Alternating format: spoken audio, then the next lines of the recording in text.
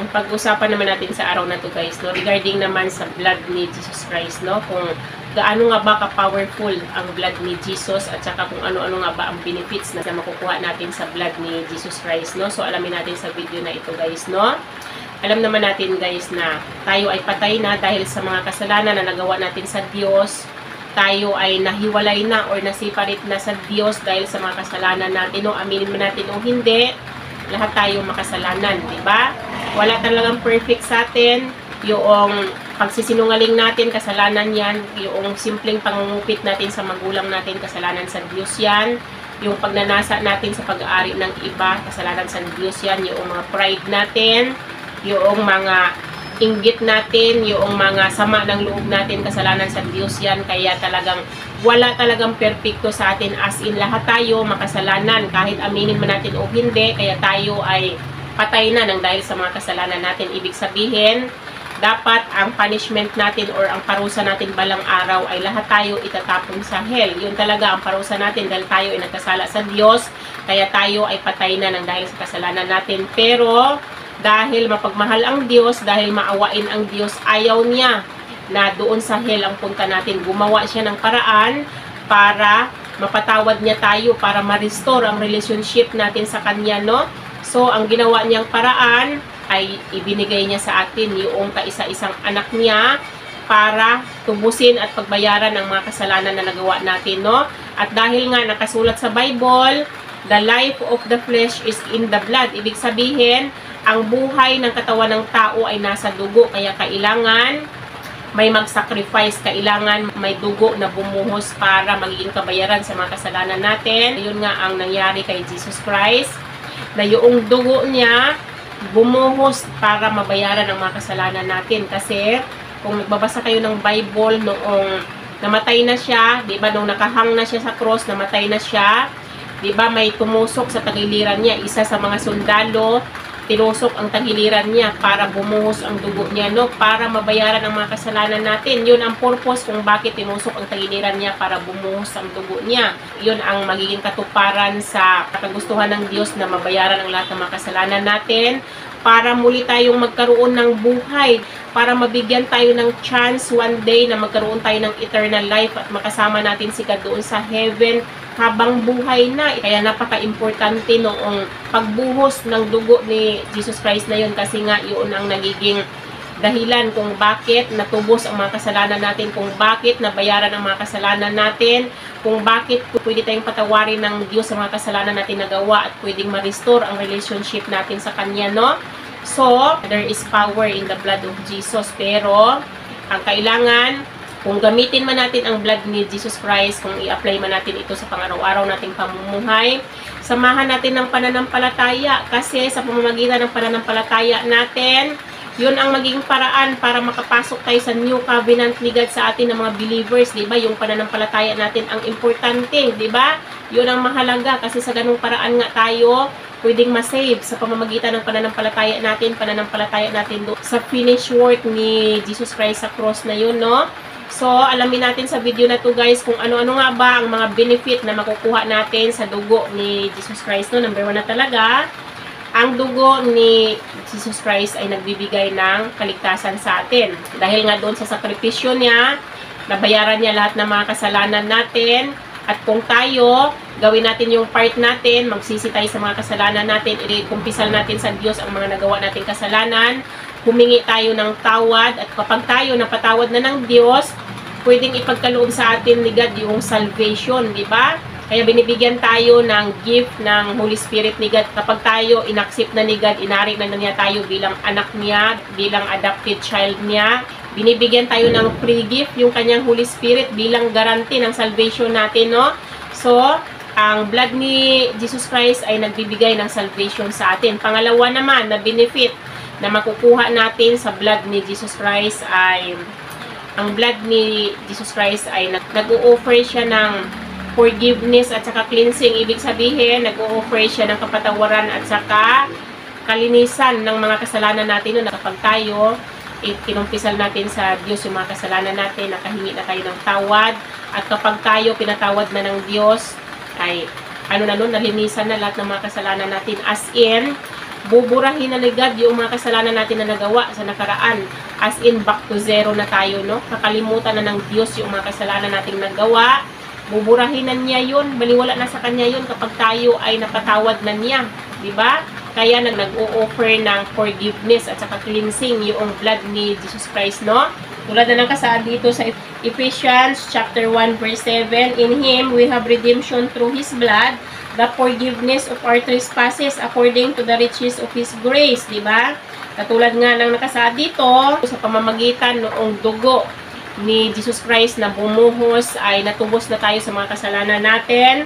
At ang nakasaad dito ay nagpatawad na tayo ng Diyos sa mga kasalanan na nagawa natin, no?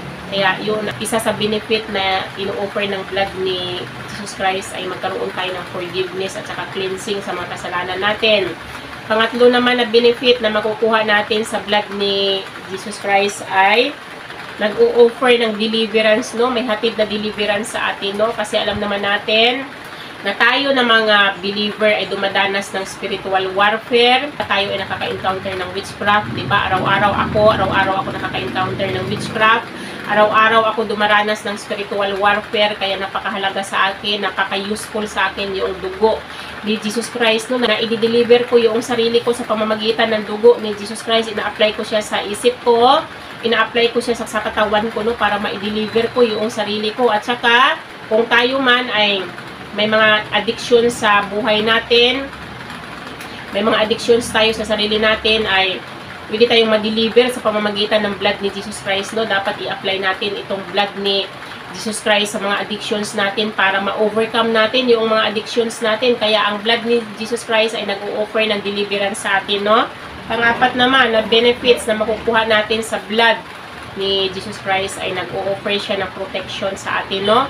Kumbaga, sa pamamagitan ng dugo niya, pwede tayong proteksyonan nito. Ako, no, ay danas na danas ko to, no? At ito talaga experience ko kasi alam niyo na ako, dumaranas ng spiritual warfare araw-araw, dumaranas ng witchcraft araw-araw. Ako nagtitinda, noong hindi ko pa alam i-apply ang blood ni Jesus Christ, madalas ako masiraan ng paninda ko, no? Nalulugi ako sa paninda ko dahil pag nagluluto ako, nagiging palpak yung niluluto ko kasi nga hindi ko pa alam i-apply yung blood ni Jesus Christ. Pero nung natutunan ko na kung paano gamitin ang dugo ni Jesus Christ para doon sa paninda ko, hindi ko na na-experience yung nasisiraan ako ng paninda, no? At saka, dati-rate kapag bumibili ako ng pagkain sa tindahan, pagkatapos kong kumain, ang dami kong nararamdaman sa katawan ko, no? As in, mamaya-maya, pagkatapos kong kumain, nagtutrubol yung tiyan ko, nag-aalboroto.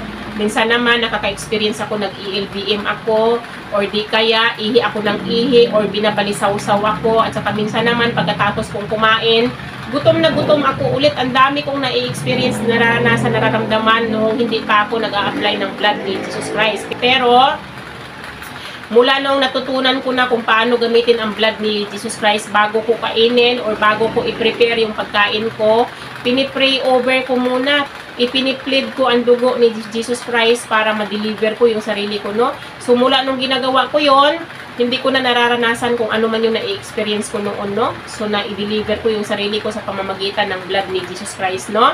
At saka, no, kayo ng mga believers, napakahalaga na halimbawa, no, bibili kayo ng mga gamit nyo, anong gamit man yan, ipapasok ninyo sa loob ninyo. Huwag nyong kalimutan na i-pray over yan kasi alam naman natin na ang mga kaaway natin naghahangad ng kasiraan natin, ang kaaway natin naghahangad na bigyan tayo ng sakit, ang kaaway natin naghahangad na kitilin ang buhay natin. Kaya napakahalaga na bago ninyo gamitin yung mga gamit ninyo pagkapasok sa bahay ninyo, mga bagong bili na gamit ninyo pagkapasok sa bahay ninyo, ipagdasal nyo muna yan, i-plead nyo ang dugo ni Jesus Christ para kung ano man yung naka-attach dyan, kung may witchcraft man, kung may spells man na naka-attach dyan sa mga gamit ninyo, ay mapapawalang bisa ang spells na yun kapag yun ay pinagdasal nyo muna, no? At saka ipiniplead nyo yung blood ni Jesus Christ, no? So, protection natin yung blood ni Jesus, no? Napakahalaga na gamitin natin sa pang-araw-araw natin na pamumuhay ang blood ni Jesus Christ para maproteksyonan tayo nito sa pang-araw-araw na buhay natin, no? At saka pang-lima naman na benefit na makukuha natin sa blood ni Jesus Christ ay nag-o-offer siya ng healing. Hindi lang spiritual healing, pati na rin physical healing, no? Tulad na nakasaad dito sa Isaiah chapter 53 verse 5, but He was pierced for our transgressions, He was crushed for our iniquities. Upon him was the chastisement that brought us peace. And with his wounds, we are healed. Tulad nga ng kasaad dito, yung tangiliran niya tinusok para sa mga kasalanan natin. At saka dinurog siya para din sa mga kasalanan natin, no? At saka nakalagay dito sa pamamagitan ng mga sugat na tinamo niya doon sa pagkastigo sa kanya, ayun ang nagpapagaling sa atin, di ba? Gumaling tayo spiritually kasi tulad ng sinabi ko, ay yung blood niya, ayun ang nakakapagpalinis sa mga kasalanan natin, di ba? Para ang mga kasalanan natin ay ma-wash out na dahil sa blood ni Jesus Christ ay pwede nating malinisan ang mga kasalanan natin sa pamamagitan ng pagsisisi natin at paghingi natin ng tawad sa Diyos. At kapag nangyari yon, pwede tayong magkaroon ng purification sa sarili natin, di ba? Mamuhay tayo na holy, mamuhay tayo na dalisay sa pamamagitan ng dugo ni Jesus Christ na ibinungos niya doon sa krus, no? At saka pwede rin tayong magkaroon ng physical healing. Ako talaga, no, kapag ako, may mga nararamdaman ako na sakit sa katawan ko, hindi ako mahilig uminom ng gamot. Hindi kasi ako naniniwala din sa gamot. Mas naniniwala ako na si Jesus Christ ay healer ko, di ba? Pwede akong gumaling sa pamamagitan ni Jesus Christ, sa pamamagitan ng dugo niya. So, ang ginagawa ko, kung saang parte man ng katawan ko na may nararamdaman ako, pinipray over ko yan. Ginagamit ko yung pangalan ni Jesus, ina-apply ko yung dugo ni Jesus Christ doon sa part ng katawan ko na sumasakit, no? Nagiging effective naman siya sa akin kasi nawawala din yung mga nararamdaman ko, nawawala yung sakit na nararamdaman ko, no? Sa pamamagitan ng dugo ni Jesus Christ. Kaya doon pa lang mapapatunayan nyo na ang blood ni Jesus Christ ay effective siya na nakakapagpagaling sa mga sakit, no? Basta samahan natin ng pananampalataya. Sa na talagang gagaling tayo sa pamamagitan ng dugo ni Jesus Christ, no? Talagang gagaling tayo basta may kasamang pananampalataya, no? Pang-anim naman na benefit na makukuha natin sa dugo ni Jesus Christ ay ito ay naghahatid sa atin ng reconciliation natin sa relationship natin kay God, no? Kasi, di ba, tulad nga ng sinabi ko, nang dahil sa mga kasalanan natin, na-separate tayo kay God, di ba? At kinaris tayo ni God dahil nga sa mga kasalanan natin na nagawa sa Kanya. Pero, sa pamamagitan ng dugo ni Jesus Christ ay pwede tayong magkaroon ng reconciliation. Kumbaga, ma-restore ang relationship natin kay God. Kasi, nung araw ng pagkamatay ni Jesus Christ, nung bumuhos ang dugo niya, nung araw na natubos na ni Jesus Christ yung mga kasalanan natin, nabayaran na yung mga kasalanan natin, tinanggal na ni God yung barrier, tinanggal na ni God yung gap ng relationship niya sa atin, di ba? Inalis na niya yun. Kumbaga, may chance na tayo na mapatawad niya sa mga kasalanan nating nagawa. Basta tayo ay magsisi, di ba? Ang number 6 na benefit na makukuha natin ay naghahatid siya ng reconciliation sa relationship natin kay God, no? At tulad na nakasaad dito sa Bible, no? Sabi dito sa Colossians chapter 1 verse 20, and through Him to reconcile to Himself all things, whether on earth or in heaven, making peace by the blood of His cross, di ba? Dahil nga kay Jesus Christ ay na-reconcile niya yung relationship ng humanity kay God, di ba? Dahil doon sa finished work niya sa cross, no?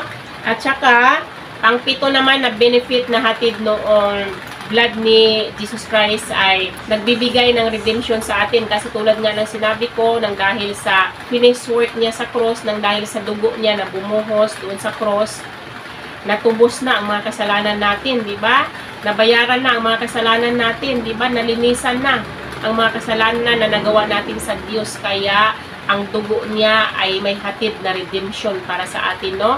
At saka pang-8 naman na benefit ng dugo ni Jesus Christ ay may hatid na peace sa atin o kapayapaan, no? Kasi tulad nga ng sinabi ko, nang dahil sa dugo niya ay pwedeng malinisan ang mga kasalanan natin. Hindi nakadepende sa atin kung gawin natin ang part natin, kung ikumpisal natin yung mga kasalanan natin na nagawa sa Diyos at magsisi tayo sa mga kasalanan natin, humingi tayo ng tawad, yun ang magiging daan para malinisan ang mga kasalanan natin. Kapag nalinisan ang mga kasalanan natin, magiging malinis na rin ang konsensya natin. So ngayon, hindi na tayo uusigin ng konsensya natin. Magkakaroon na tayo ngayon ng peace of mind. Kaya yung blood ni Jesus Christ na yon ay may hatid na kapayapaan para sa isipan natin, no? Magkaroon tayo ng peace of mind, no? So yun ang mga benefits na makukuha natin sa dugo ni Jesus Christ, no? Napaka-powerful ng dugo niya, ang daming benefits, pero kailangan Alam natin kung paano natin gamitin, kung paano natin i-apply sa mga buhay natin. Alam natin kung paano natin i-apply sa pang-araw-araw na buhay natin bilang believers, no? Para talagang mamuhay tayo ng malaya, mamuhay tayo ng matagumpay sa mundong ito, no? Na hindi tayo basta-bastang mahulog sa trap ng mga kaaway, hindi tayo ma-defeat ng mga kaaway dahil pwede natin i-apply sa mga buhay natin yung dugo ni Jesus Christ na may hatid na power sa atin, no? So, yun lang naman yung aking mai-share sa inyo sa araw na to, guys. Sana may natutunan kayo sa akin. Hanggang dito na lang yung aking video. Bye-bye and God bless you all. Bye-bye everyone!